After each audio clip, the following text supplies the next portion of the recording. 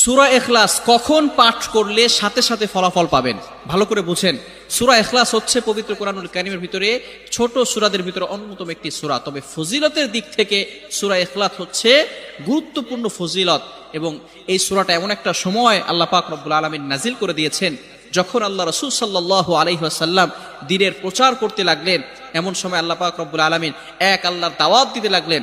তখন কাফেররা আল্লাহ রাসূল সাল্লাল্লাহু আলাইহি সাল্লামকে কোশ্চেন করলো যে মুহাম্মদ, তুমি তো এক আল্লাহর দাওয়াত দাও, আমরা তো কোটি কোটি দেবতার পূজা করি, তারা আমাদের সমস্যার সমাধান করতে পারে না। তুমি যে আল্লাহর দাওয়াত দাও সেই আল্লাহ কয়জন এবং সেই আল্লাহর সন্তান আছে কিনা? সাথে সাথে আল্লাহ পাক রব্বুল আলামিন এই কাফেরদের প্রশ্নের উত্তরে আল্লাহ রাসূল সাল্লাল্লাহু আলাইহি সাল্লামের কাছে এই সূরাটি নাজিল করলেন, কুল হুয়াল্লাহু আহাদ আল্লাহুস সামাদ লাম ইয়ালিদ ওয়া লাম ইউলাদ ওয়া লাম ইয়াকুল লাহু কুফুয়ান আহাদ।